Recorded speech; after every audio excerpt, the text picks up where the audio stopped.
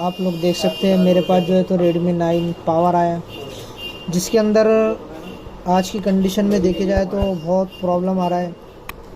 कभी कभार जो है तो ये मोबाइल ऑटो पोर्ट में भी आ रहा है, लेकिन उसका एग्जिट सोल्यूशन जो है तो बहुत सारे लोगों को पता है और बहुत को नहीं पता है।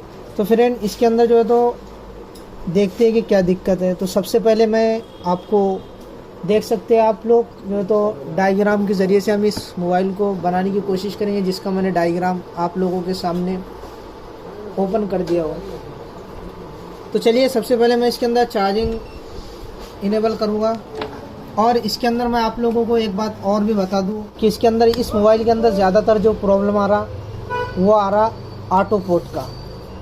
तो चलिए हम इसको स्टेप बाय स्टेप चेक करेंगे, और इस वीडियो को देखना फुल डिटेल के साथ वीडियो है।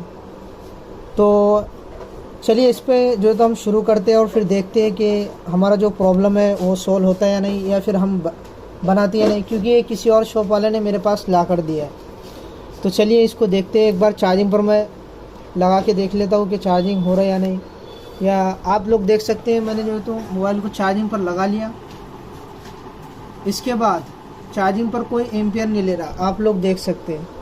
आप लोगों को चार्जर भी एक बार चेक करा दूं अगर आपको कोई हेल्प मिली हो तो आप लोग देख सकते हैं फ्रेंड, मैंने जो है तो चार्जर लगाया और ये चार्जर भी चालू है और मीटर भी जो है तो एम्पियर ले रहा है, आप लोग देख सकते हैं 1.3। तो चलिए ये चार्जर मैं जो है तो इसमें से प्लग इन करके फिर इसमें लगाता हूँ, फिर देखते हैं कुछ एम्पियर लेते या नहीं। तो देखिए फ्रेंड ये मोबाइल जो है तो कोई एम्पियर नहीं ले रहा। तो सबसे पहले आप लोगों के पास ये मोबाइल आए तो इसमें सबसे पहले जो है तो ये चेक करना है कि ऑटो पोर्ट बना रहा है या नहीं।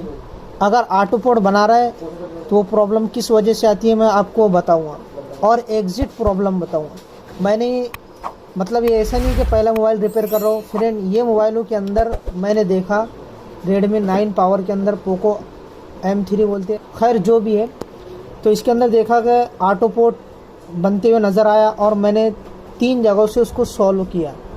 तो आपको पूरे फुल डिटेल के साथ मैं आज आपको बताऊंगा कि इसको स्टेप बाय स्टेप कैसे रिपेयर करना है, अगर ऑटो पोर्ट बन रहा है तो इसको कैसे रिपेयर करना है, और अगर मान के चलो कोई और दिक्कत में आया तो इसको कैसे रिपेयर करना है। तो चलिए मैं जो है तो सबसे पहले हम लोग इसका पोर्ट चेक कर लेते हैं कि पोर्ट बना रहा है कि नहीं बना रहा। तो इसको मिनिमाइज़ कर लेते हैं। तो देख सकते हैं फ्रेंड आप लोग ये जो है तो मैंने डिवाइस मैनेजर खोल रखा हूँ और इसके ऊपर हम लोग देखते हैं ऑटो पोर्ट बना रहा है नहीं। ये लगाना,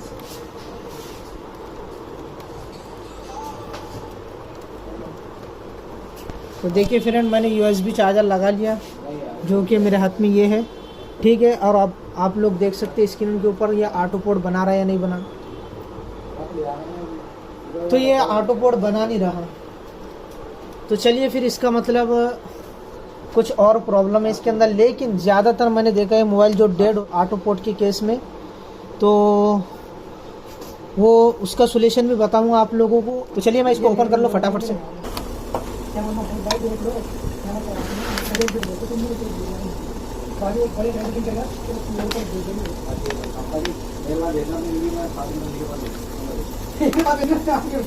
कि जो तो स्क्रू ड्राइवर भी जो है तो पूरे नहीं लगे। तो चलिए इसको एक बारी मैं खोल के देख लूँ ज़रा इसकी कंडीशन क्या है। ओह तो काफ़ी सारा काम करे हुआ है फिर। चलिए कोई नहीं, देखते कोशिश करते हैं कि हमसे ये रिपेयर होगा या नहीं होगा। इस बोर्ड की हालत आप लोग खुद देख सकते हैं कि इसके ऊपर काफ़ी सारा काम किया हुआ है। तो चलिए खैर कोई नहीं, हम लोग देखते हैं कि हम इसको बना पाएंगे या नहीं बना पाएंगे। शायद किसी ने हिट वगैरह भी मारा है इसके ऊपर। CPU पर तो नहीं लग रहा है, लेकिन चार्जिंग IC पर हिट किया है किसी ने। तो चलिए खैर पहले कैमरे रिमूव कर लेता हूँ, फिर उसके बाद देखते हैं। फ्रेंड अगर मेरे चैनल से आपको कुछ सीखने को मिलता है तो ज़रूर सब्सक्राइब, लाइक और शेयर करें। और मैं चाहता हूँ कि आप लोग भी जो है तो काम करने वाले बने। तो इसके लिए फ्रेंड कोई भी फील्ड हो, इसके लिए जो है तो मेहनत करना पड़ती है। तो चलिए देखते हैं इसको हम बना पाते या नहीं बना पाते। तो आप लोग को वो बोर्ड की हालत बता दूं कि किस तरीके से जो है तो इस पर छेड़ा हुआ है। अब मैं चलता हूँ ऑटो पोर्ट का सोल्यूशन जो है तो हम लोगों ने देखा कि इसके अंदर ऑटो पोर्ट तो नहीं बना। अब मैं आपको बताता हूँ कि ऑटो पोर्ट कैसे आता है। इसके अंदर ऑटो पोर्ट का जो प्रॉब्लम आता,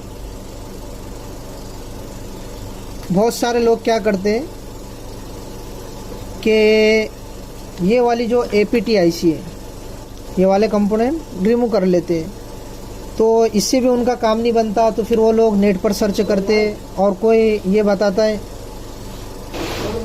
तो बहुत सारे लोग क्या करते हैं कि यूट्यूब पर सर्च मारते हैं और यूट्यूब पर सर्च मारने पर देखते हैं कि कोई चार्जिंग IC मतलब PMI 632 को हिट मार रहा है तो उससे ऑन हो जा रहा है।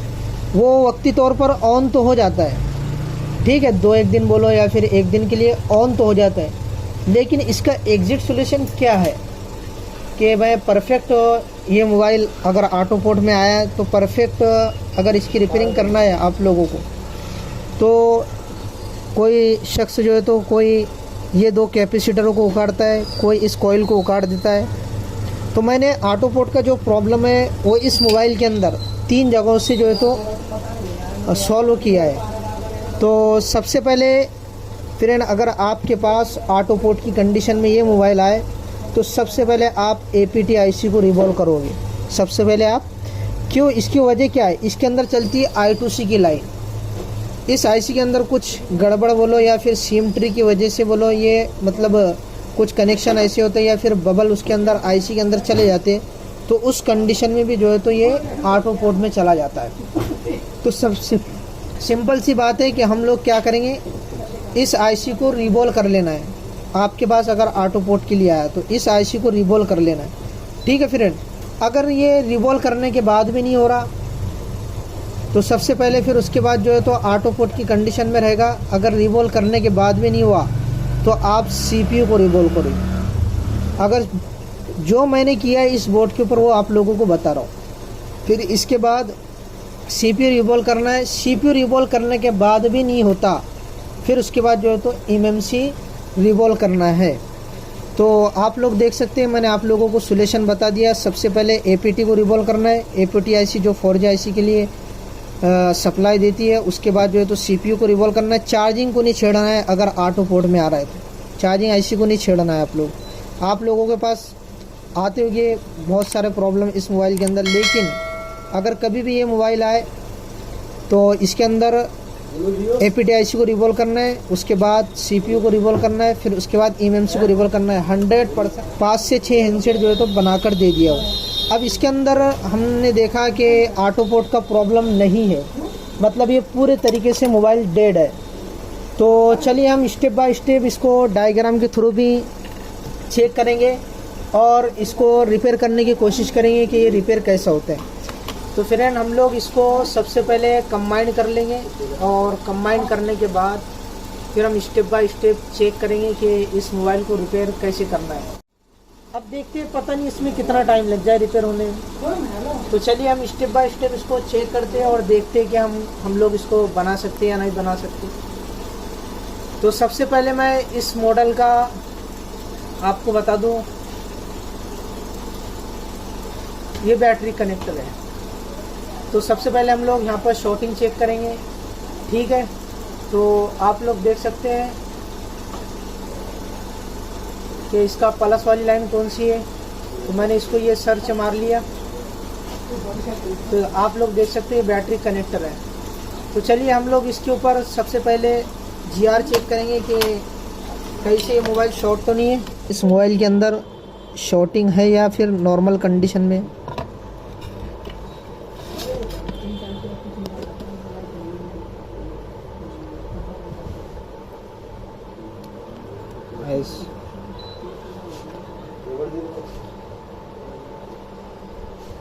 तो देखिए फ्रेंड, मेरे को एक तरफ रीडिंग मिली और दूसरी तरफ जाहिर सी बात है ग्राउंड।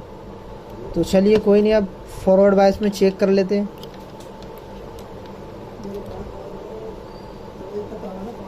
तो 130, चलो खैर कोई नहीं, चलेंगी ये रीडिंग, ठीक है। अब इसके बाद एक बारी मैं वीपीएच पावर जहाँ से बनता आप लोगों को बता दूं डायग्राम में। तो वीपीएच पावर की लाइन भी हमको चेक करना होता है, तो उसके लिए वीपीएच पावर की लाइन के लिए हमको डायग्राम खोलना पड़ेगा और डायग्राम में चार्जिंग आईसी देखना पड़ेगा। तो चलिए ये देखिए आप चार्जिंग आईसी है, ठीक है।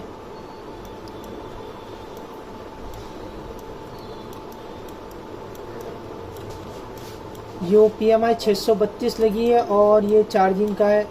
तो अपना जो वीपीएच पावर है उसकी लाइन को चेक करना है। तो आप लोग देख सकते हैं ये वीपीएच पावर का आउटपुट है। तो हम लोग ये वाली जो कॉइल है इसके ऊपर वीपीएच पावर चेक करेंगे। तो इस कॉइल को मैं थोड़ा सर्च मार लूँ तो देख सकते हैं आप लोग ये वाली कॉइल जो है तो वीपीएच पावर की कॉइल है।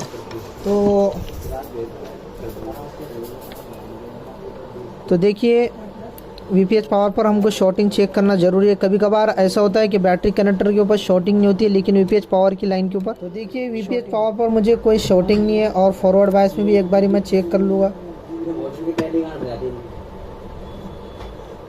तो देखिए 130 कोई बात नहीं, चलो ये चलेगा, ठीक है।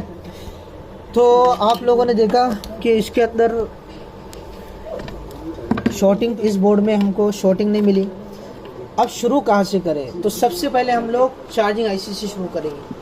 तो मैं आप लोगों को थोड़े एक चीज़ समझा दूं यहाँ पर कि चार्जिंग आईसी में हम लोगों को चेक क्या करना है। तो सबसे पहले ये चेक करेंगे वीपीएच पावर बन रहा है या नहीं बन रहा। अगर वीपीएच पावर बन रहा तो ठीक है। फिर उसके बाद हम लोग चेक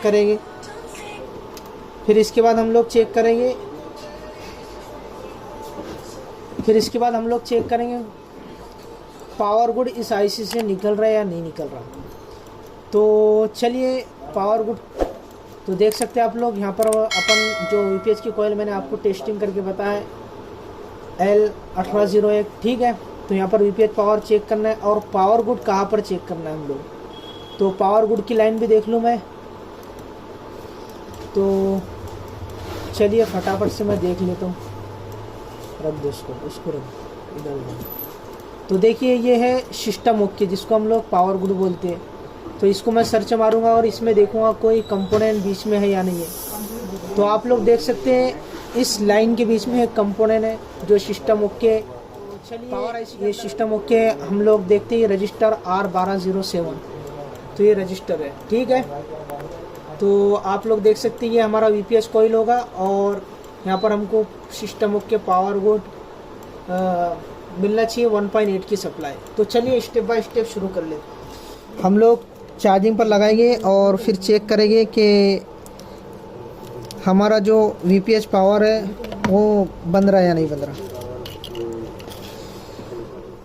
कर दिया मैंने चार्जिंग जो है तो चार्जिंग लगा दिया चार्जिंग केबल। आप लोग अभी भी देख सकते हैं मीटर के ऊपर कोई एम्पियर नहीं ले रहा, तो चलिए खैर कोई नहीं। अब हमारा जो काम है सबसे पहले जो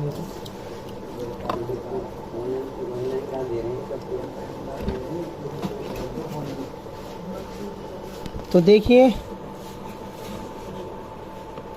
मैं सबसे पहले वीपीएच पावर चेक करूंगा, वीपीएच पावर इंटर हो रहा या नहीं हो रहा।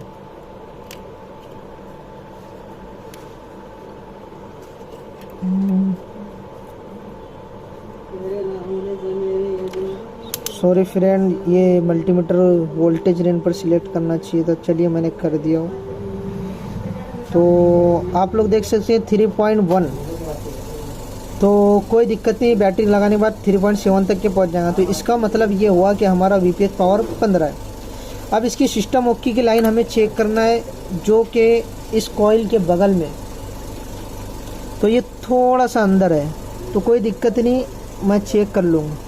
तो आप लोग देख सकते हैं 1.7 हमारा 1.8 जो power good system okay cable power on जिसको बोलते वो ओके। तो इससे ये पता चला कि हमारी जो चार्जिंग आईसी है वो ओके है। अब इसके बाद हमारा चलते हम लोग पावर आईसी के पास। तो पावर आईसी के पास सबसे पहले हम लोग पावर आईसी को निकालेंगे और पावर आईसी के ऊपर चेक करेंगे कि इनपुट वोल्टेज आ रहा है या नहीं, आउटपुट वोल्टेज आ रहा है। तो U 1200। तो आप लोग देख सकते हैं पावर आईसी हमारी ओपन हो चुकी है। फिर इसके आगे चलते GPIO सेक्शन आ गया। GPIO के बाद ये इस आईसी का कंट्रोल सेक्शन है। ये जो है 4250 का कंट्रोल सेक्शन है। अब हमको इसको रिपेयर करना है, तो मैं पूरा फुल डिटेल में तो नहीं बताऊंगा, लेकिन फिर भी कुछ चीज़ें आप लोगों को बता दूंगा कि हमको कैसे चेक करना है स्टेप बाय स्टेप। तो आप लोग देख सकते हैं ये वीपीएच पावर इस वाले कैपेसिटर पर। तो हम लोग सबसे पहले ये इस वाले कैपेसिटर पर वीपीएच पावर चेक करेंगे। तो चलिए, चार्जर तो हमारा प्लग इन है, तो ये वाले कैप के ऊपर मैं चेक करूँगा हमारा जो वीपीएच पावर है वो इंटर हो रहा है या नहीं हो। तो आप लोग देख सकते हैं वीपीएच पावर इंटर हो रहा है। तो खैर फ्रेंड, चलिए, हमारे वीपीएच पावर इंटर हो रहा है। फिर इसके बाद ये सारी चीज़ें जो है, तो ये वीपीएच पावर इंटर हो रहा है। तो अब ये तो मतलब इनपुट आईसी को मिल रहा है। अब आप लोग देख सकते हैं सारी की सारी वीपीएच की लाइन है। तो ये अलग अलग एलडीओस बनाने के लिए आ रही है। तो अब आगे चलते हम S1 की सप्लाई, S2, ये S3, ये जो है तो वीरेज 1 जिसको बोलते हैं वो सेक्शन है। तो हम लोग चलिए, ये जो कोयल है इसके ऊपर हम लोग चेक कर लेते हैं कि सबसे पहले हम लोग चेक करेंगे जो भी है, खैर चेक करेंगे, लेकिन हम लोग तो इन कोयलों के ऊपर सारी की सारी वोल्टेजेस चेक करेंगे। तो चलिए, अब देखते हैं हम लोग इस कोयल के ऊपर वोल्टेज चेक करके। तो हमारा जो 2.8 का एलडी है वो भी बन रहा है। 1.3 का चेक करते हैं, 1.3 का भी बन रहा है। उसके बाद 0.9, 0.7, तो लगभग ये वोल्टेजेस तो बन रहे हैं। मतलब पावर आईसी भी हमारी रिस्पॉन्स दे रही है।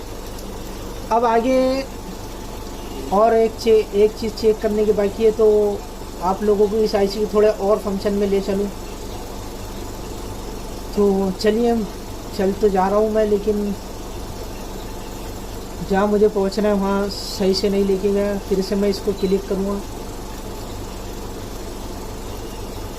तो चलिए, अब मुझे चेक करना है इसके अंदर ये वाली वोल्टेज चेक करना है। तो चलिए, ये वाली वोल्टेज चेक कर लेता हूँ मैं, और देखते हैं कि L9 1.8 की वोल्टेज जो है, तो ये सारे जो है तो सारे सेक्शनों को अलग अलग जगहों पर जाने के लिए, मतलब अलग अलग सेक्शन को ऑन करने के लिए वोल्टेज दी जाती है। तो L90 जो हमको मिलेगा 1.8 की वोल्टेज, तो यहाँ से आके इस वाले कैपेसिटर पर चेक करेंगे। तो आप लोग देख सकते हैं ये क्रिस्टल के जस्ट बगल में है। तो चलिए, इसको चेक कर लेता हूँ।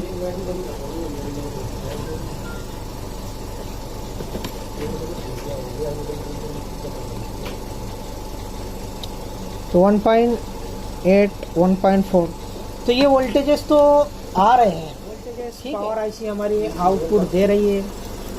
तो हम लोग ये चेक करेंगे।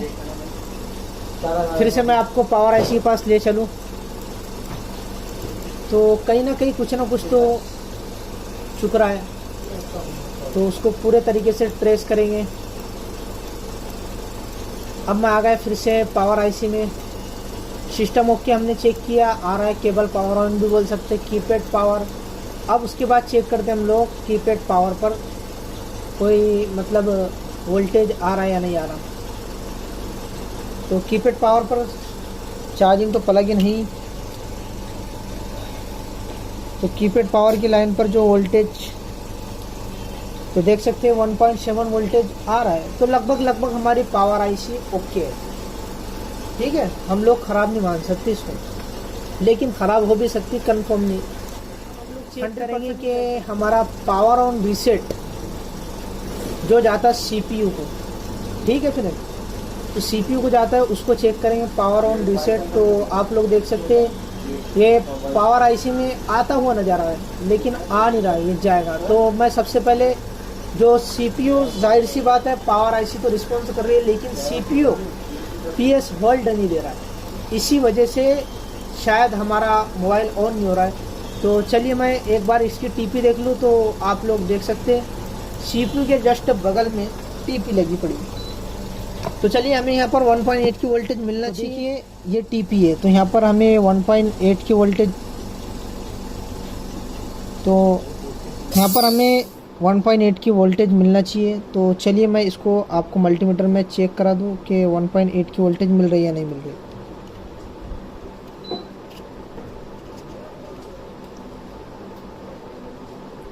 तो देख सकते हैं सीपीयू कोई रिस्पॉन्स नहीं दे रहा, हमारा जो सीपीयू है वो कोई रिस्पॉन्स नहीं दे रहा। तो जाहिर सी बात है, मतलब सीपीयू की जो वोल्टेज है पूरी इन वाली वो मिल नहीं रही इसको। तो चलिए हम लोग फिर एक लाइन और बाकी रहती जो पावर आईसी से निकलती, उसको चेक करना है। तो हम लोग चलिए एक बार पीएम पावर ऑन रीसेट जो है तो जो इस आईसी की मतलब इस आईसी से जो है तो सीपीयू में सप्लाई जाती है, तो उसको चेक कर लेते हैं। पीएम पावर ऑन रीसेट देखना है अपना। तो ये देखिए region and PM power on reset, ये लाइन को फाइंड करना है। तो चलिए इसको क्लिक करते हैं, जो सीपीयू में जाती है, फिर सीपीयू में ये जाने के बाद सीपीयू पीएस होल्ड छोड़ता है। तो चलिए आप लोग देख सकते हैं, और आगे क्लिक करूँगा तो आप लोग देख सकते हैं एक रजिस्टर है जो कि आया सीपीयू के अंदर U501। तो आप लोगों को बता दूं U501 हमारा सीपीयू है, ठीक है। तो इस रजिस्टर पर मैं चेक करूंगा तो ये रजिस्टर कहाँ पर लगा हुआ है। तो मैंने इसको सिलेक्ट किया तो यहाँ पर ये रजिस्टर लगा हुआ है। तो यहाँ पर मुझे मिलना चाहिए 1.8 की वोल्टेज। तो चलिए आप लोगों को बता दूं, देख सकते हैं आप लोग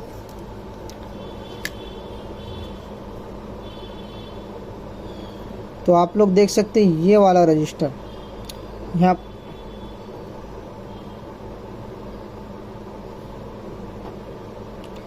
ये वाला रजिस्टर। तो यहाँ पर मुझे 1.8 की वोल्टेज मिलना चाहिए इस वाले रजिस्टर।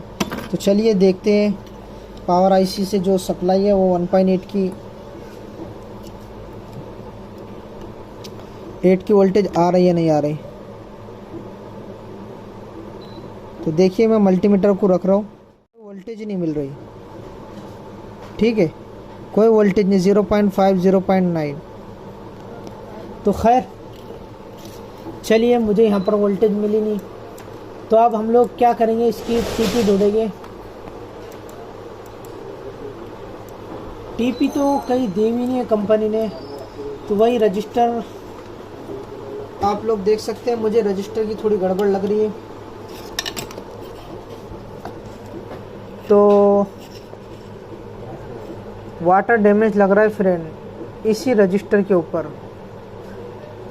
तो चलिए मैं जो है तो इसी को, मुझे लग रहा है ये वाटर डैमेज है और इसकी वजह से शायद हमारी लाइन कट हो गई है। तो मैं क्या करूँगा, ये रजिस्टर के बगल में थोड़ी सी टीपी नज़र आ रही है फ्रेंड, तो उसको मैं घिस के देखता हूँ वहाँ पर वोल्टेजेस आ रही है नहीं।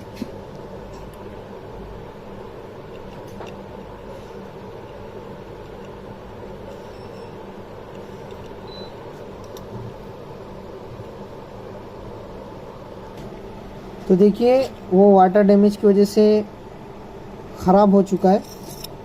तो उसके बगल में एक टीपी नज़र आ रही है मेरे को।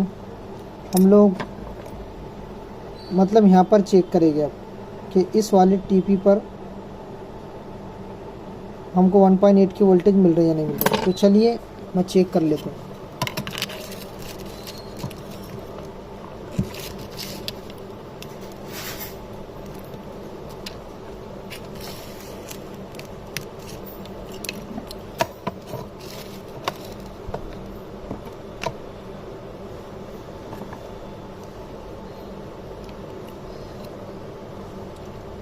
तो देखिए यहाँ पर मुझे 1.8 की वोल्टेज मिलना चाहिए।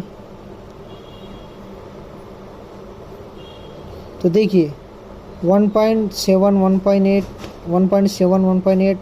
तो इसका मतलब ये हुआ कि हमारा जो प्रॉब्लम था वो यही था। तो चलिए मैं इस रजिस्टर को जो है तो यहाँ से मतलब यहाँ पर ऐसा जंपर कर दूँ।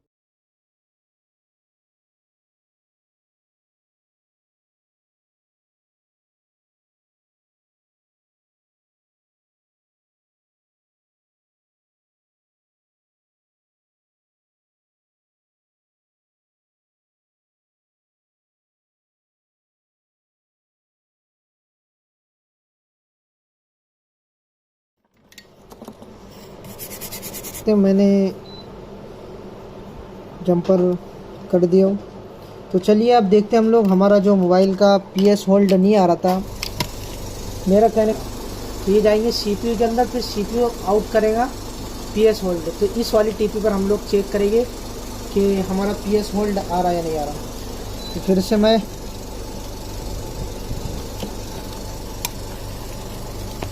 तो देख सकते हैं आप लोग, अब मैं PS होल्ड चेक करने जा रहा हूँ।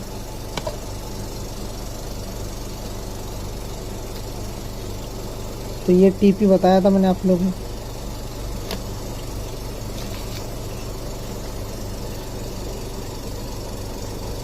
तो देखिए 1.8 की वोल्टेज आ गई हमारी, मतलब CPU रिस्पॉन्स दे रहा। और आप लोग देख सकते हैं चार्जिंग मीटर भी यहाँ पर एम्पियर लेना शुरू कर दिया हमारे में। तो इसका मतलब ये हुआ कि हमारा जो काम था वो ओके हो गया। तो आप लोग देख सकते हैं अभी मैंने बैटरी नहीं लगाया, तो आप लोग देख सकते हैं कि हमारा जो प्रॉब्लम था वो सॉल्व हो गया। तो चलिए हम लोग इसको एक बारी बैटरी से ऑन करके देखते हैं। तो देखिए आप लोगों ने देखा फ्रेंड, मैंने जो है तो इसको स्टेप बाय स्टेप करने की कोशिश किया। ये तो कुछ भी नहीं है, ये नॉर्मल ट्रेसिंग बताया हुआ अभी फ्रेंड, लेकिन इसके आगे और भी बहुत सारी चीज़ें हैं। लेकिन हमारा काम यहीं पर ख़त्म हो गया। तो आप लोग देख सकते हैं हमारा जो मोबाइल है वो ऑन हो गया। तो अभी और भी ट्रेसिंग है फ्रेंड, मैं जिसको जो है तो धीरे धीरे आप लोगों के सामने ला कर लेते आऊँगा। और आप लोगों से मेरी गुजारिश है कि मेरे चैनल को सब्सक्राइब करें, लाइक करें और शेयर करें। अगर आप लोगों को मेरे चैनल से कुछ सीखने को मिलता है तो ज़रूर सब्सक्राइब करें, ताकि मेरी हर वीडियो, आने वाली वीडियो के अंदर मैं आप लोगों को ऐसे सोल्यूशन देते रहूँगा, ताकि आगे जो भी आएंगे आप लोगों तक के वो सोल्यूशन पहुँचे। तो आप लोग देख सकते हैं पूरे तरीके से ऑन हो गया कि हमने इसको डायग्राम के थ्रू कैसे बनाया। तो फ्रेंड फिर से मैं आप लोगों को एक बात ये बता दूं कि इस मोबाइल के अंदर ज़्यादातर जो प्रॉब्लम आती वो ऑटो पोर्ट की आती है। तो हम लोगों ने चेक किया इसको, ना ये चार्जिंग मीटर पर कोई एम्पियर ले रहा था, ना इसके अंदर शॉर्टिंग थी, ना ही ये जो है तो पोर्ट बना रहा था। फिर से मैं आप लोगों को बता दूं, आप लोग देख सकते हैं कि हमारा मोबाइल पूरा कम्प्लीटली ऑन हो चुका है। लेकिन फिर भी मैं आप लोगों को फिर से एक बात और बता दूं कि हमारा जो मतलब ऑटो पोर्ट का प्रॉब्लम सबसे ज़्यादा कंडीशन में आता है। तो सबसे पहले आप लोग जो है तो APT-IC को रिवॉल्व करोगे, ना कि इन कैपेसिटरों को रिमूव करेंगे। अगर शॉर्टिंग मिलती है इन कैपेसिटरों के पास तो आप लोग कैपेसिटर को रिमूव कर सकते हैं। लेकिन अगर शॉर्टिंग नहीं है, नॉर्मल कंडीशन में ऑटो पोर्ट बना रहा है, तो सबसे पहले आप लोगों को APT-IC रिवॉल्व करना है, ना कि चार्जिंग IC रिवॉल्व करना है। ऑटो पोर्ट बनाने की कंडीशन में ना कि चार्जिंग IC रिवॉल्व करना है, बल्कि APT-IC रिवॉल्व करना है। उसके बाद ये रिवॉल्व करने के बाद फिर भी सेम दिक्कत रही, ऑटो पोर्ट बना रहा है। मेरा जो एक्सपीरियंस है मैं आप लोगों के साथ वो शेयर कर रहा हूँ। फिर भी पोर्ट बना रहा है APT-IC रिवॉल्व मारने के बाद, तो फिर CPU रिवॉल्व करना है। CPU रिवॉल्व करने के बाद फिर भी अगर पोर्ट बना रहा है तो फिर आपको eMMC रिवॉल्व करना है। 100% आपका मोबाइल ऑन हो जाएगा। तो चलिए फ्रेंड, दुआ में याद रखिए। अस्सलाम वालेकुम वरहमतुल्लाहि वबरकातुहू। बहुत बहुत शुक्रिया आपने जो है तो मेरा वीडियो देखे। फिर मिलते हैं इंशाल्लाह नेक्स्ट वीडियो में।